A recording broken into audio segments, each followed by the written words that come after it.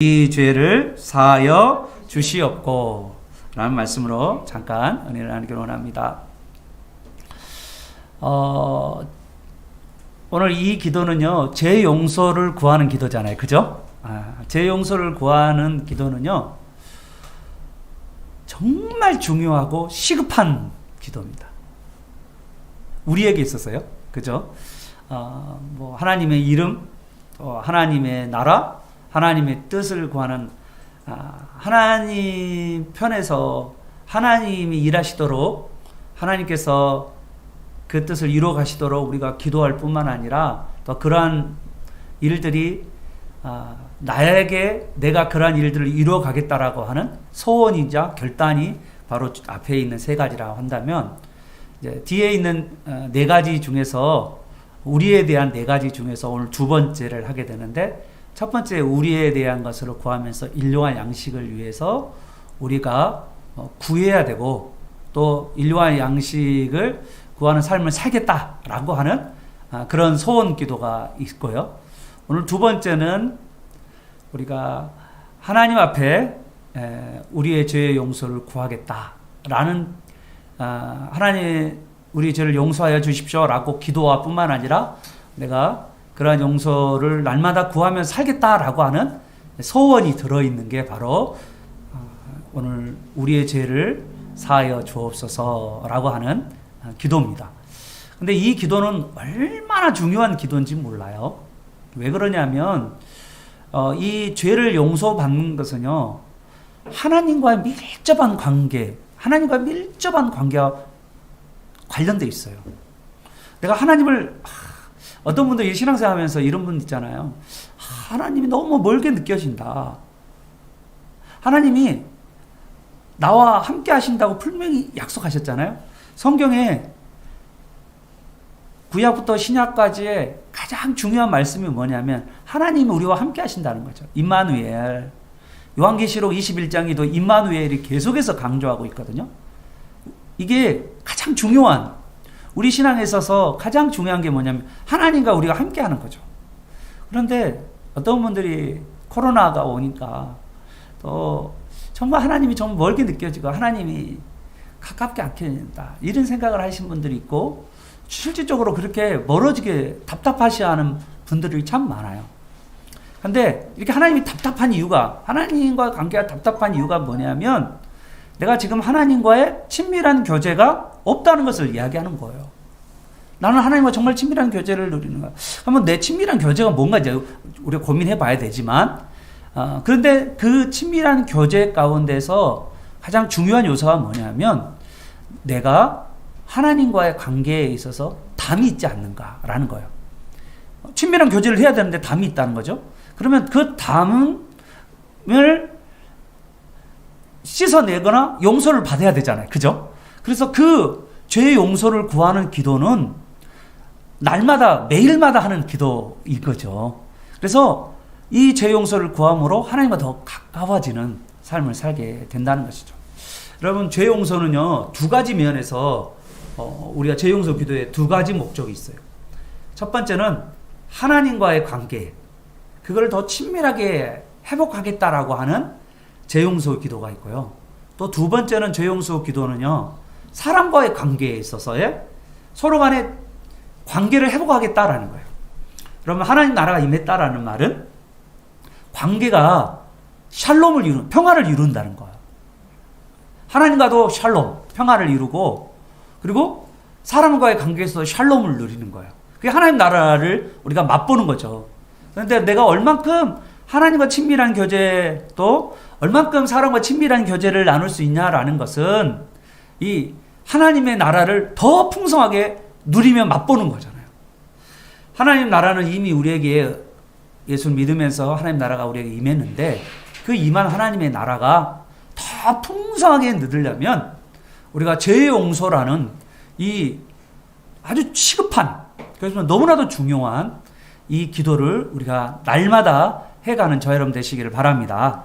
자, 그러면 먼저 우리의 죄를 사하여 주시옵소서라고 하는 이 기도, 이를 우리가 꼭 해야 돼요. 매일매일. 뭐라고요? 우리의 죄를 사하여 주옵소서. 목사님 참 나는 목사님 말을 이해를 못 하겠는데요. 목사님 우리 이미 구원 받았고요. 죄 용서 받았잖아요. 그러면요 이제는 다시 죄 용서를 받아야 되나요? 이거 이상한데요, 목사님? 다시 죄 용서를 받아야 되나요? 그래서 우리나라 이단 중에서요, 한번 죄 용서를 받으면 그 다음부터는 죄 용서를 구하는 기도를 하면 안 된다라고 말하는 이단이 있어요. 이게 구원파입니다. 구원파. 구원파는요, 죄 용서를 구하면 안 된대요. 죄 용서를 구하면 이미 너는 죄인이라는 걸 고백하는 것이고, 죄인인 사람은 어떻게 됩니까? 이미 용서받지 않는 사람이라는 걸 증거하기 때문에, 그래서 절대로 죄 용서 기도를 하면 안 된다라고 이야기하는 사람이 구원파예요. 구원파. 자, 그러면 진짜 한번 죄 용서 받으면 그 다음에 우리가 죄 용서 기도를 하면 안 될까요? 자, 이것에 대해서 우리가 먼저 죄 용서라고 할 때 우리의 죄를 사하여 용서하여 주옵소서라고 하는 이 기도는 주님이 계속해서 우리에게 하라고 하는 기도거든요. 그러면 구원파가 말한 죄 용서를 하면 안 된다라고 하는, 한번 죄 용서 받으면 죄 용서 구하는 기도를 하면 안 된다는 말이 맞는 이야기일까 틀린 이야기일까요? 틀린 이야기죠. 말도 안 되는 이야기예요. 예수님이 이거 가르쳐 줬거든요. 주님 오실 때까지 이 기도를 하라는 거예요. 그러면요, 이 기도는 빼야 돼요. 그죠? 구원파 이야기를 하면 빼야 되잖아요. 너무 웃긴 이야기죠. 말이 안 되는 이야기를 좀 하는 거죠. 자, 그러면 우리가 하나님께 우리의 죄를 용서하여 주시옵소서라고 기도할 때 이 기도를 우리가 매일매일 해야 된다라고 말씀하시는데, 그러면 이 우리의 죄가 뭘까라는 거죠. 우리의 죄가 뭘까라는 거죠. 여러분, 이거를 영어로 뭐라고 했냐면요, depths 알아요? depths, our sin이라고 하지 않았어요. our sin, 우리의 죄. 이 our sin은요, 하나님과 완전히 하나님의 말씀에 하나님을 신뢰하지 않고 하나님의 말씀에 불순종하는 걸 sin이라고 그래요. sin. 그러니까 이거는 우리 안에 하나님에 대해서 근본적으로 하나님과 관계없는 사람이 하는 것이 sin이에요. sin. 그런데 오늘 여기에서 예수님이 제자들에게 가르쳐준 주기도문에서는 sin이란 말을 하지 않고 our debts, our 빚진 것, 우리가 빚진 것에 대해서 용서를 구해야 된다라고 말하고 있다는 걸 여러분 첫 번째 단어에서부터 여러분 구별하시기를 바랍니다. 그러면 우리가 빚진 거, 이거를 빚진 거라고 말하면 그냥 빚진 행위들, debts니까 복수죠. 그래서 우리가 죄의 여러 행위들, 우리가 빚진 여러 죄의 행위들이 무엇인가? 죄의 악들이 무엇인가? 우리가 빚진 죄의 악들이 무엇인가에 대해서 알아야 되는데, 자, 우리 여러분 한번 보시면, 요한복음 13장 가보시면, 요한복음 13장에 3절에서 10절까지가 뭐냐면, 예수님이 십자가에 못 박기 전날 밤에, 전날밤이라고 해도 어렵고, 십자가에 못 박히기 전날밤은 아닌 것 같기도 한데, 그러면, 그 고난주간 그 어간에 이렇게 보시는 게 좋아요. 전날 밤은 그날 세족식을 했는지 약간 시간상으로 안 맞을 수도 있어요. 전날 밤에 최후 만찬을 하셨잖아요. 그 전에도 예수님이, 제가 봤을 때 그 전에도 있었던 것 같아요. 아무튼 고난주간 그 어간에 예수님께서 제자들과 식사를 하는데 예수님이 제자들의 발을 씻어주죠. 그러면서 우리가 날마다 하나님께 죄 용서를 구해야 함을 말씀하셨어요. 날마다 죄 용서를 구해야 한다는 것을. 유대인들을 잘 아시다시피 유대인들은 신발을 샌달을 신어요. 샌달, 갯다.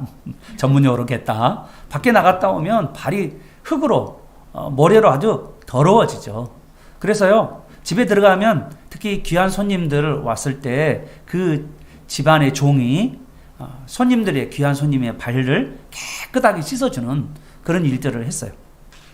예수님이 그런데 이번에 제자들이 밥을 먹다가 너무 냄새가 났나 봐요. 이 꺼린데가. 그래서 그러셨는지 아니겠죠. 예수님이 이들에게 뭔가를 보여주고 싶었던 거, 가르쳐주고 싶었던 것이 있었어요. 그게 뭡니까? 제자들의 발을 탁 씻어주는 이 일을 해줬죠. 우리로 이야기하면 이걸 뭐라고 하죠? 세족식. 우리도 아이들하고 하루를 하면서 세족식 다 했잖아요. 예수님께서 제자들 발을 씻어주면서 예수님이 제자들의 종로로서 하고 있는 모습, 종으로서 섬기는 모습을 보여줍니다. 스승인데 종으로서 섬기는 모습이죠. 예수님이 이제 누구 차례냐면 지금 베드로 차례가 왔습니다. 그런데 베드로의 발을 탁 씻으려고 하니까 다 발을 씻겼겠죠. 씻는데 제일 먼저 1순위가 누군지 알아요? 성경에는 분명히 예수님 옆에 있는 사람부터 발을 씻기 시작했거든요. 제일 나중에 있는 사람이 누구냐면 베드로였어요. 여러분, 베드로가요, 앉아있는 자리가 예수님과 앉아있는 자리에, 예수님과 맞은편에 있는 자리에 앉았거든요. 가장 옆에 있는 사람부터 하는데, 가장 옆에, 예수님 옆에 있던 사람은 누구냐면, 한쪽은요, 요한이에요. 사도 요한, 제자 요한이고, 그 다음에 또 한쪽은요, 가룟 유다였습니다. 예수님이요, 가룟 유다나 요한을 먼저 발을 막 씻어줬어요. 또 가룟 유다는 특별히 뭐합니까? 배신하는 사람의 아이콘이잖아요. 그런데 먼저 발을 예수님 참 나는요 예수님 생각하면 나는 얼마나 죄인인가를 너무 많이 느껴요. 배신할 걸 알면서도 예수님은 끝까지 사랑하시잖아요.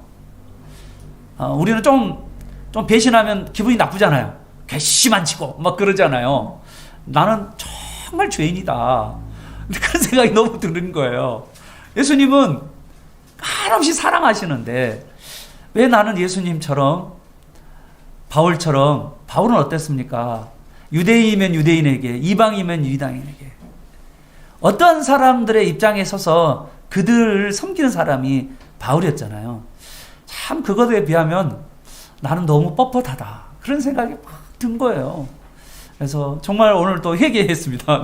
나는 너무 예수님에 비하면 너무 뻣뻣한 사람이다, 이런 이야기를 들었는데, 베드로에게 발을 탁 씻으려고 하니까 마지막이죠. 베드로가 뭐랍니까? 주님, 제 발은 씻으면 안 됩니다. 딱 이런 거예요. 역시 수제자라 그런지 내 발은. 그랬더니 베드로야, 내가 너를 씻지 아니하면 너와 나와 아무 상관이 없다. 예수님이 이걸 통해서 뭔가를 말씀해주고 싶었던 거예요. 내가 너의 발을 씻어줘야 된다라고 말씀하시는 거죠. 그랬더니 베드로가 다급하게 말한 거죠. 주님, 그러면 내 발뿐만 아니라 내 손과 내 머리까지 그냥 온몸으로 잠을 씻어 주시옵소서. 베드로 역시. 그랬더니 예수님께서 유명한 말씀하셨어요. 이미 목욕한 자는 발밖에 씻을 필요가 없느니라 라는 것입니다. 예수님은 이 말을 통해서 우리에게 두 가지 이야기를 합니다. 온몸을 씻는 것과 그리고 발을 씻는 것을 대조를 했어요. 여러분, 온몸을 씻는다는 것은요, 이미 온몸을 씻겼다라고 말하는 것 보면 예수님이 제자들에게 하신 이야기는 바로 뭘 이야기합니까? 예수님을 믿는 그 순간 죄 용서를 받았다라는 거죠. 예수를 믿는 순간 죄 용서를 받았다라는 것은요, 원죄, 하나님과의 관계가 끊어졌던 것들이 그 원죄가 해결되었다. 원죄가 용서를 받았다. 우리로 이야기하면요, 죄의 형벌이 에서 용서를 받았다. 죄의 형벌에서 구원받았다라는 뜻이에요. 여러분, 그래서요, 우리는 원래 아담의 후손으로서 죄인으로 태어나잖아요. 모든 사람 다 죄인으로 태어나잖아요. 그런데 하나님께서는요, 예수 그리스도 안에서, 예수 그리스도를 믿는 자는 예수 그리스도 안에서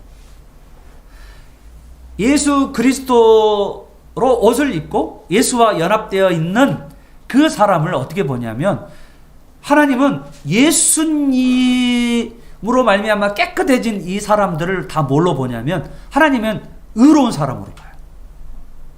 예수님이 하나님의 말씀에 순종하고 죄를 짓지 않았던 삶을처럼 예수님을 믿는 우리도 예수님을 따라 믿는 우리에게 하나님은 뭐냐면 그리스도로 옷 입어서 의인으로 보신다는 거예요. 이게 바로 죄의 형벌에서 용서를 받는 그 장면이 바로 온몸을 씻긴 장면.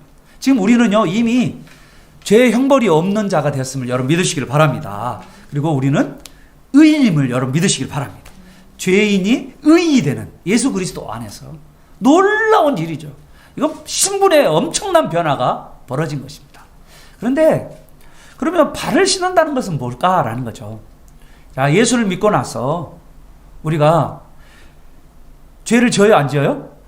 예, 그렇죠. 원죄가 아닌 내 스스로 지은 죄들이 있잖아요. 이거를 자범죄라고 그러는데 이거는 왜 생기냐면요. 죄의 형벌은 없어졌어요. 이미 용서를 받았어요. 그런데 아직 죄의 세력과 죄의 오염으로부터 우리가 용서를 받아야 된다는 거예요. 죄의 세력과 죄의 용서. 죄의 세력과 죄의 오염으로부터 우리가 용서를 받아야 된다는 거죠. 이게 뭐냐면 날마다 우리가 하나님 앞에 용서를 구해야 되는 이유예요. 아직 우리가 죄의 세력과 죄의 용서로부터 완전히 자유로워지지 못해요. 여전히 우리가 의인이지만 죄를 짓는 우리의 모습이 우리 안에 있다는 거죠. 그래서 우리가 날마다 하나님 앞에 죄의 용서를 구해야 되는 거죠. 우리가 아주 가까운 예로 한번 생각해 봅시다. 우리가 매일 손발을 씻어요, 안 씻어요? 네, 씻죠. 매일 우리는 더러운 먼지나 바이러스나 세균들에 의해서 우리 손발이 묻히게 되잖아요. 이 세상은 바로 그런 더러운 오염된 세상이잖아요. 이 오염된 세상 가운데서 우리는 어떻습니까? 여러 세균도 육적으로 보면 세균도 묻고 더러운 것도 묻고 다 묻지만 이거를 우리의 영혼 차원에서 한번 생각해 봅시다. 우리의 영혼을 생각해 보면 우리의 영혼도 더럽혀진 이 세상 가운데서 우리의 생각과 우리의 말과 행동과 눈과 오감을 통하여서 온갖 죄들이 우리를 더럽혀지는 그런 일들이 우리에게 벌어진다는 거죠. 죄로 오염된 상태로서 우리는요 절대로 하나님과 친밀한 교제를 못 느껴요. 그래서 우리는요 날마다 이 죄로 오염된 우리를 깨끗하게 씻는 죄 고백이 필요하다는 거예요. 날마다 우리가 죄 용서를 구하는 삶이 필요하다는 것입니다. 자, 그러면 우리가 하나님으로부터 멀어져 있는 증오가 뭐냐? 하나님과 친밀한 교제를 누리지 못하는 그 징후가 뭐냐라고 여러분 생각해 보십시오. 저는 코로나 때 여러분들이 왜 이렇게 힘들어할까? 저도 힘들거든요. 되게 힘들어요. 그런데 여러분 대부분 목사님들 요즘 힘들대요, 마음이. 왜 힘들까요? 사실 우리는 어떻게 되었냐면 예수를 믿으면서 예수님을 머리로 그리고 우리는 예수님의 몸으로서 그리고 우리 모두 성도들은요 지체로서 삶을 살아가야 되잖아요. 그러니까 우리는 개인적인 자아로서 이 세상에 태어났어요. 그런데 예수 그리스도로 통하여서 우리는 예수 그리스도 안에 믿는 형제 자매를 교회적인 공동체로 교회적 자아로 우리가 세워져서 우리 모두가 다 하나의 지체잖아요. 그런데 우리가 지금 뭐 하냐면 지체 노릇을 못 하는 거예요. 지체가 뭐 하는 겁니까? 서로 간에 서로를 섬기고 돌보는 일들을 해가야 되잖아요. 그런데 그 일을 못 하고 있잖아요. 전혀 우리가 이 지체로서 역할을 못 하고 있으니까 우리 마음이요 답답한 거예요. 그러니까 왠지 모르게 우리가 불편한 거예요, 마음이. 공동체적 자아가 아니라 개인적 자아로서 지금 살고 있는 거예요, 다.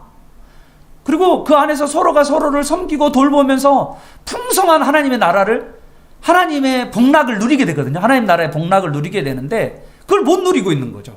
그러니까 마음이 기쁘지 않아. 즐겁지 않아. 답답해. 이것이 회복되지 않으면 안 되는 거죠.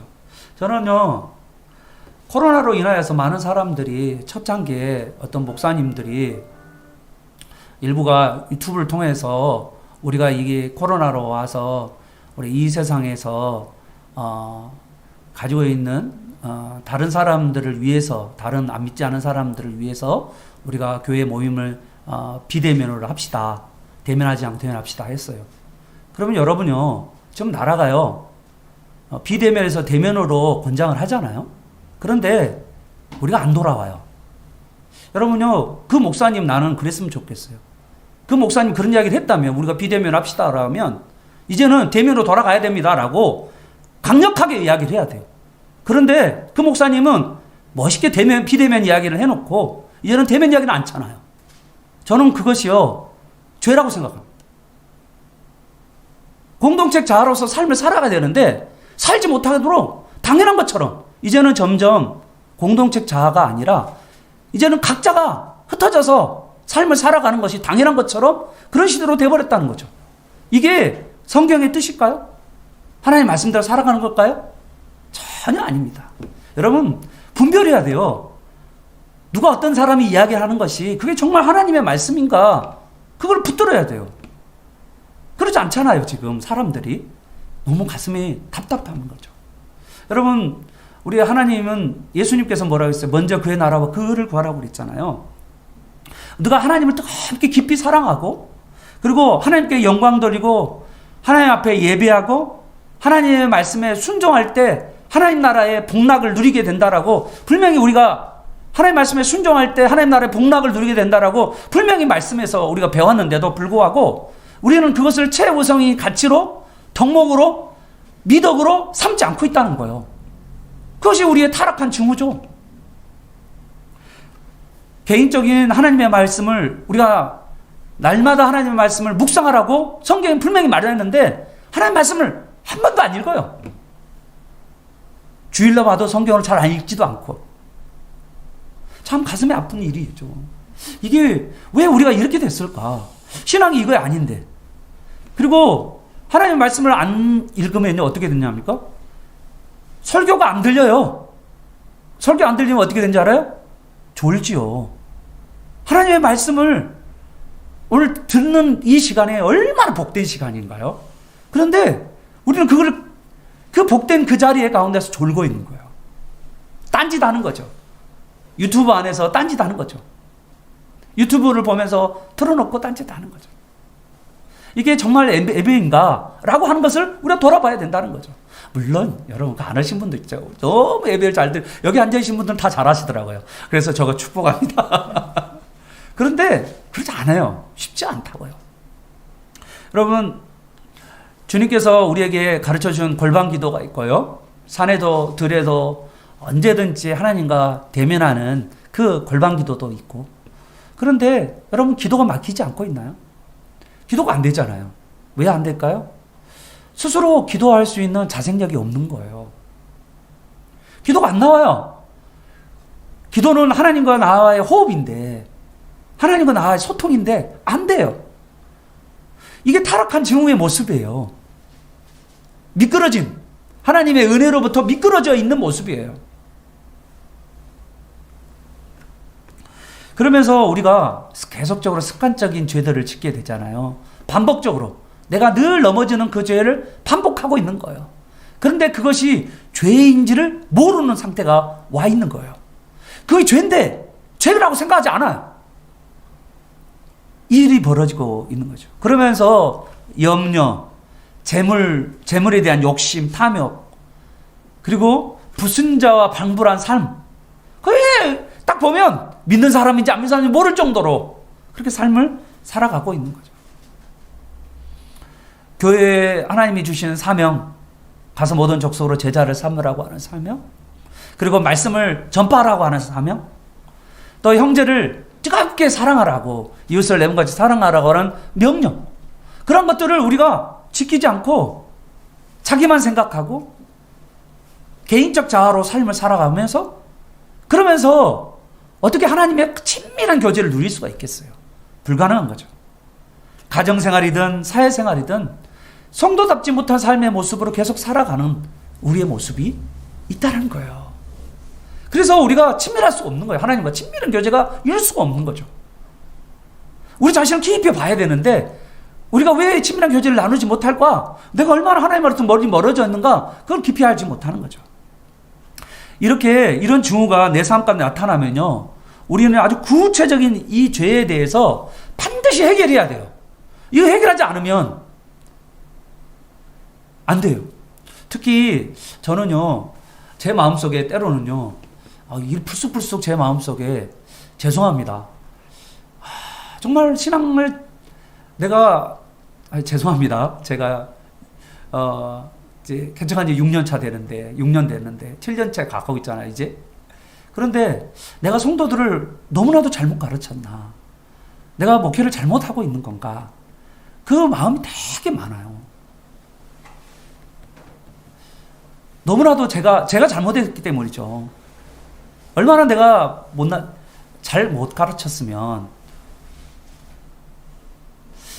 제 마음속에, 그러면서요, 한쪽으로는요, 제 마음속에 너무 죄송한데요, 성도들에 대한 정죄함이 드는 거예요. 진짜 이게 뭐야? 이게 신앙생활이야 이거? 막 제 마음속에 막 답답한 거예요. 그래서 막 설교 안 하고 싶어요. 내가 왜 설교를 하지? 설교할 필요 없잖아 이거. 아니 해봐야 아무 소용이 없는데 이거 앉아놓고 뭐 하라는 거야. 막 이런 마음이 막 들면서 사람들이 정죄감이 막 생기는 거예요. 최근에 제 상태입니다. 얼마나 제가 타락했는지. 그러면서 사람이 막 미워져요. 어떻게 그럴 수 있지? 그러면 지금까지 우리 신앙생활 뭔 거지? 막 이런 마음이 너무너무 막 드는 거예요. 제가 너무 무리한 이야기일까요? 제가 잘못됐나요? 그런 생각이 막 들어요. 너무 과연 몇 분이 하나님의 말씀을 듣고 있는가? 제가 정말 안 찾아가고 못 만나서 그럴까요? 뭐가 잘못됐을까? 저도 하나님 앞에서 이게 죄 용서를 구해야 되고요. 우리 모두가 다 하나님 앞에서 죄 용서를 구해야 됩니다. 우리 말씀이 있습니다. 요한일서 1장 9절 한번 보겠습니다. 우리 같이 한번 읽어볼까요? 시작. 만일 우리가 우리 죄를 자복하면 그가 미쁘시고 의로우사 우리 죄를 사하시며 우리를 모든 불의에서 깨끗하게 하실 것이요. 아멘. 죄를 고백한다는 게 뭘까라고 생각하면요, 여러분 첫 번째요, 내가 죄를 고백한다는 것은 내가 지은 죄에 대해서 인정을 하는 거예요. 내가 이거 죄다라고 인식을 해야 돼요. 죄가 아니라고 생각해요. 그리고 합리화해요. 정당화해요. 그냥 양심에 하인 맞는 것처럼 이건 죄가 아니야 라고 생각을 하세요. 너무 무감각해요. 그래서 때로는 하나님께서요, 징계의 매를 우리에게 둘 때가 있잖아요. 매를 맞으면 절에서도 그거 있잖아요. 우리도 그것 좀 해봐야 되는데 가끔씩 절도 부럽더라고요. 졸고 있어요. 뭐죠? 죽도록 딱 저한테도 하나님이 딱 제가 먼저 맞이하겠죠. 제가 정신을 못 차리고 있기 때문에 먼저 우리가 우리의 죄를 깊이 인식해야 돼요. 그리고 두 번째는요, 그 죄에 대해서 죄에 대해서 내가 후회하고 슬퍼하고 정말 눈물을 흘리면서 탄식해야 돼요. 나는 왜 이렇게 살고 있나? 라고 탄식을 해야 돼요. 그리고 마지막에 다시는 이러한 죄를 짓지 않겠다는 결단이 있어야 돼요. 그런데 이러한 이 모든 역사가요, 성령의 역사예요. 성령께서 내가 하는 것이 아니야. 성령이 막 여러분을 말할 수 없는 탄식으로 여러분을 기도하게 만들어요. 하나님 앞에 부르짖게 만들어요. 죄가 얼마나 이 악한 죄인가를 알게 됩니다. 그래서 여러분 주일날 오면요, 한 주 동안에 정말 잘 산 사람, 하나님 앞에서 살아가는 사람들은요, 자기 죄를 토설해요. 내가 얼마나 큰 죄인지, 내가 얼마나 하나님 앞에 잘 산 사람은 그렇게 이야기해요.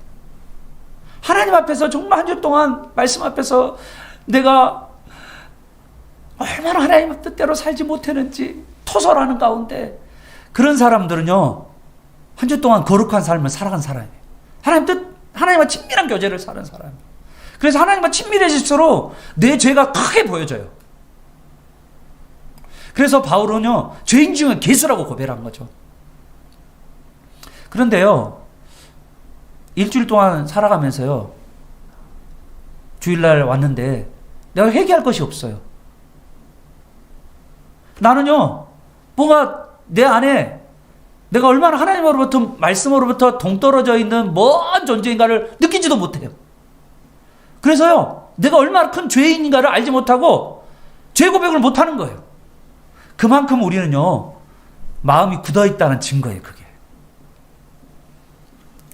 조나단 에드워드라는 사람이 있어요. 정말 저는 이 조나단 에드워드 목사님 책을 제가 놀라운 회심 이야기, 이 책인데, 이 놀라운 회심 이야기를 통하여서 이 조나단 에드워드가 얼마나 자신의 삶에 대한 처절한 그 조나단 에드워드의 책에 회심론이라는 책도 있거든요.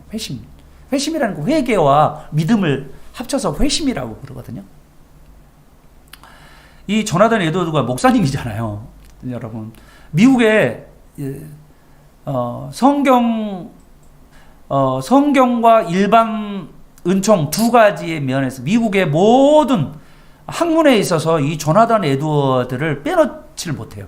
그만큼 미국의 대각성 운동에 가장 앞섰던 사람인데, 이 사람이 가지고 있는 지적 능력이 엄청난 건데, 그리고 하나님을 사랑하는 그 마음이 너무너무 대단했는데, 이 사람이 자신의 죄악된 모습과 사악함을 너무 분명하게 보고 느꼈어요. 매번 이 번번하게 큰 소리로 울면서요. 그리고 오랫동안 그 큰 소리를 울면서 이 슬픔, 이 나의 죄악 때문에 탄식하면서 입을 막으면서 얼굴을 가리면서 기도하는 날이, 그래서 이 무수한 이 죄악이 너무너무 크다라고 이 고백한 사람이 바로 조나단 에드워드라는 사람인데, 자기 자신의 사악함이 너무 커서 흐느끼며 시간을 보내는 그 삶을 살았던 사람이 조나단 에드워드.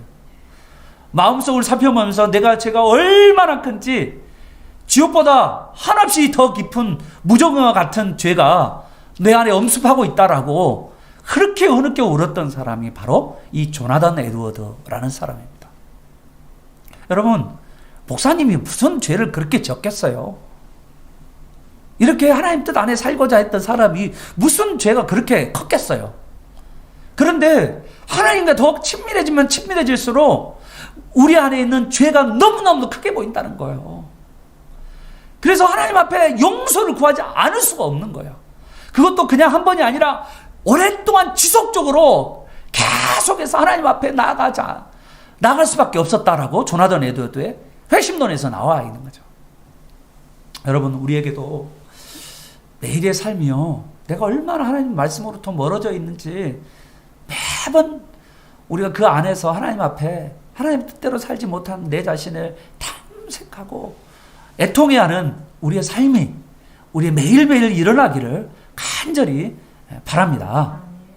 여러분, 오늘 이 하나님께 이렇게 기도하는 사람에게는 하나님이 미쁘시고 의로우사 우리의 모든 불의에서 우리를 깨끗하게 하시고 새롭게 하시는 놀라운 은혜가 임하게 될 줄 여러분 믿으시기를 바랍니다.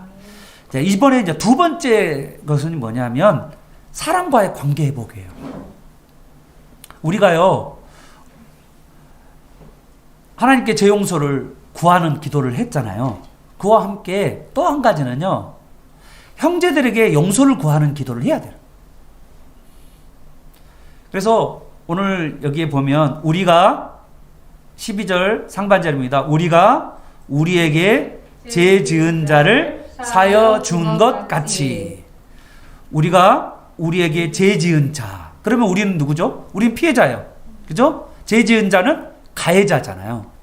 그 가해자를 뭐 하는 거예요? 우리가 용서해 주는 거죠. 목사님, 목사님, 말도 안 되는 소리 하지 마세요. 어떻게 용서를 해요? 나를 가해한 사람이 어떻게 용서를 합니까? 말이 안 되죠. 여러분, 용서 못하는 사람들이 너무 많아요. 분노의 마음, 복수심으로 가득 찬 사람들이 많습니다. 용서할 수 없는 거예요, 다른 사람을. 상처를 기억하면요, 용서할 수 없어요. 그런데 우리가 우리에게 죄 지은 자를 용서한 것처럼 이렇게 말하는 거예요. 우리 보고 용서하라는 거잖아요. 용서가 쉽어요? 용서만큼 쉽나요, 그게? 쉽지 않아요. 그러면 지금 목사님 이야기는 지금 무조건적으로 지금 용서하라 그 말인가요? 무조건적으로 용서하라는 말일까요? 여러분, 이거는 정확하게 알아야 돼요. 성경에 물론 용서를 몇 번 하라고 그랬냐면 70번씩 7번, 그러니까 490번을 용서하라. 그러면 491번째 용서하지 마라 그 말인가요? 네, 그 말이 아니잖아요. 계속. 그러면 지금 무한히 용서하라는 말인가요? 그 말이? 여러분, 그거는요, 성경의 일부만 본 거예요. 성경을 전체를 보면 이 용서의 과정에 대해서 성경은 여러 가지 단계로 설명을 합니다. 한 가지 예를 들어보면요, 제가 제일 가슴 아픈 게 뭐냐면 5060 때 남산 안기부에서 남산에서요, 고문 기술자가 있었어요. 여러분 잘 모르실지도 몰라요. 저는 이름도 기억해요. 고문 기술자. 민주화 운동을 했던 사람들을 거의 아작내버린, 거의 반신불수로 만들어버린, 장애인으로 만들고, 지적 장애인으로 만들고, 병신으로 만들어버린, 저는 그 사람을 알아요. 이름도 알고요. 근데 이분이 예수님을 만났어요. 이분이요, 목사가 됐어요. 이분이 간증하고 다녀요. 여러분, 나는요, 막 가슴이 미어질 것 같아. 여러분, 그게 뭘까요? 우리가요, 기독교의 용서를 구한다는 것을 이해를 못하고 있는 거예요. 잘못 가르치고 있는 거예요. 잘못 알고 있는 거예요. 여러분, 내가 오늘 여기는 피해자 입장에서 용서를 해주라고 말했잖아요. 여러분, 가해자를 한번 생각해 봐요. 내가 가해자다 그러면 성경은 뭐라고 했을까요?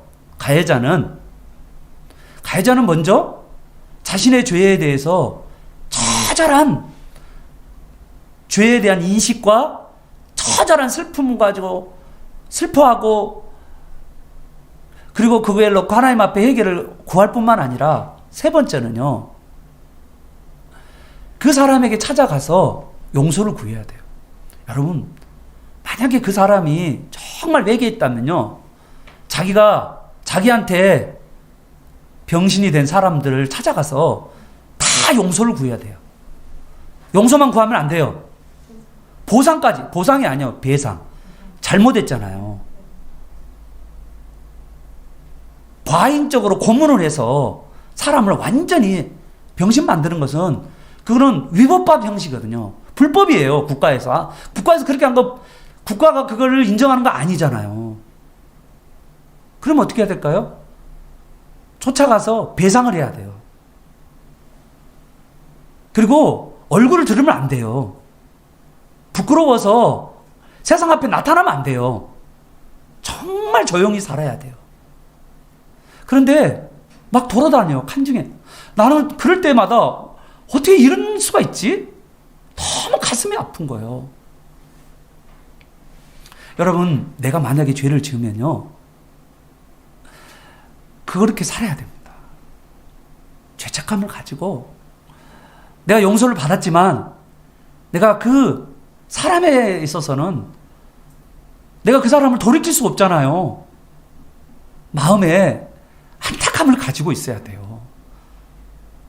얼굴을 하늘을 들어서는 안 돼요. 그것이 진정한 회개한 사람의 모습이라는 거예요.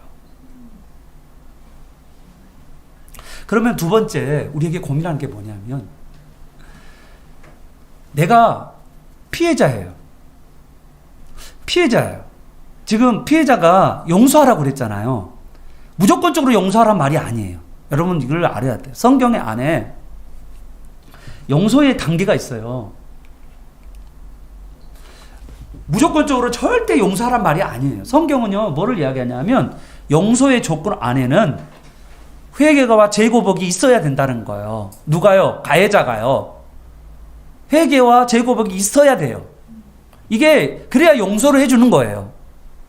자, 그런데 여러분 그 사람이 회개도 안 하고 재고백도 안 하잖아요.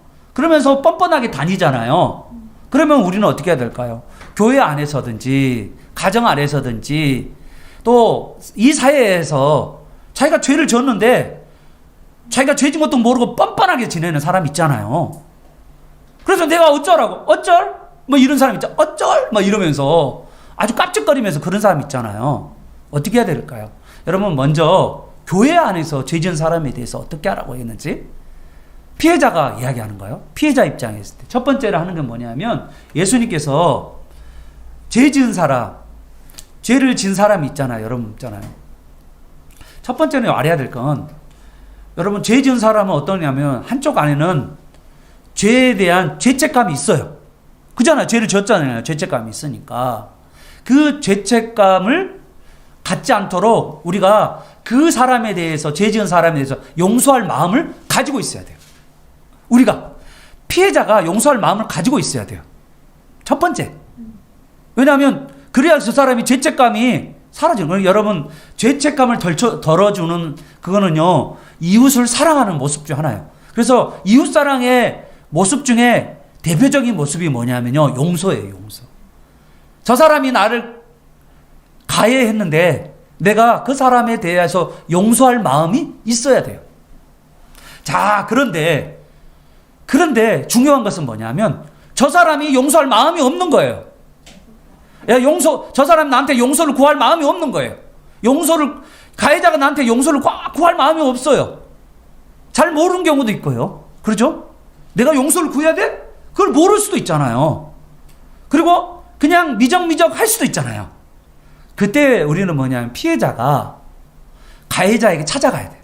이게 바로 뭐냐면 마태복음 18장에 나와 있는 교회 안에서의 용서의 3단계입니다. 나에게 죄를 지은 사람에 대해서 내가 어떻게 해야 되냐? 먼저 그 사람 1대1로 찾아가야 됩니다. 찾아가시기를 바랍니다. 저도 찾아갈까 합니다. 찾아갈 거예요. 그래서 같이 대화를 해야 돼요. 이런 점에서 내 마음이 너무 아팠다. 나의 속마음을 왜 그렇게 행동했는지 물어보고 그것에 대해서 나는 너무 마음이 아팠다 라고 둘만의 관계에 풀어야 됩니다. 그런데 둘만의 관계를 이야기하면서 죄를 이야기했는데 그 사람이 가해자가 어쩔? 이러는 거예요. 너무 생뚱맞게 천진난말 어쩔? 그렇게 이야기하는 거예요. 그럼 어떻게 해야 됩니까? 그때는 뒷담화를 하지 않습니다. 다른 사람에게 야 내가 그걸 찾아갔는데 그게 아니라 두세 사람의 증인을 데리고 다시 가는 거예요. 그래서 두세 사람과 함께 같이 이야기하는데 그래도 그 사람이 어쩔? 이렇게 하는 거예요. 그러면 그때는 교회에 7일을 받는 거예요. 교회에 말합니다. 그러면 담임 목사가 찾아가서 이야기를 하는 거예요. 그리고 담임 목사뿐만 아니라 교회 안에 위원회가 구성되어서 7위 위원회가 구성이 돼요. 그래서 정말 그때도 반성하지 않는다. 어쩔? 그러면 어떻게 될까요? 예, 그때는 출교하는 거예요. 그러면 뭐 다른 교회 가지. 뭐 그러지만 사실은 여러분요. 지금 우리가 교회를 옮길 때 교회는 이명 다른 교회로 옮겨가는 것에 대해서 그쪽 교회에서 이쪽 교회로 이명을 하면서 그쪽에서 적을 두고 있었다라고 하는 것들을 종이를 가지고 와야 돼요. 이제 이게 불신자는 상관없지만 신자인 경우는 다른 교회에서 이쪽으로 옮을 때 그쪽에서 내가 사역했다는 것을 증명을 가지고 와야 돼요. 근데 그때 뭐냐면 출교라고 하면 원래는 어느 교회든 받아들이지 않아야 돼요. 왜냐하면 그 사람은 불신자라는 거예요. 그리고 용서받지 못할 죄인이라는 거야. 분명하게 죄를 지었는데 이 3단계 과정을 걸치라고 이야기하고 있는 것입니다. 그러므로 우리 피해자는 용서할 마음을 가지고 있지만 그러나 이 단계를 통하여서 무조건적으로 용서하지 않고 그 사람이 회개할 때 우리가 하는 거죠. 그런데 그 사람이 회개를 했어요. 용서를 구했어요. 그런데 어떤 사람이 있냐면 용서를 구하고 문제가 해결됐거든요. 화해를 했어요. 그런데 어느 날 갑자기 그 사람이 또 괘씸한 거예요. 그래서 뒤끝 장렬한 사람 있죠. 그건 안 됩니다. 그건 안 됩니다. 아주 그 뒤끝 장렬 그거 안 돼요. 그거는 용서를 하면 끝나는 거잖아요. 우리가 용서를 했으면 화해할 하나님 나라를 만들어 가는 것이죠. 사랑하는 여러분, 오늘 우리는요 정말 우리가 매일매일 용서하는 것이 주님이 우리에게 가르쳐준 기도라는 것을 여러분 꼭 기독하고, 또한 내가 용서를 다른 사람이 하겠다라고 하는 각오와 소원을 가지고 우리가 이 땅을 살아가면서 하나님과의 관계가 회복되고 이웃과 관계가 회복되기를 간절히 바랍니다. 뿐만 아니라 여러분 교회 안에서도요, 우리 교회 안에 우리가 우리의 죄라는 말은 교회를 이야기하는 거예요. 교회 안에서 서로 간에 정죄하고 비난했던 모든 죄를 하나님 앞에 고백하면서 우리가 다시 새로워지는 저와 여러분 되시기를 예수 그리스도의 이름으로 축원합니다. 아멘.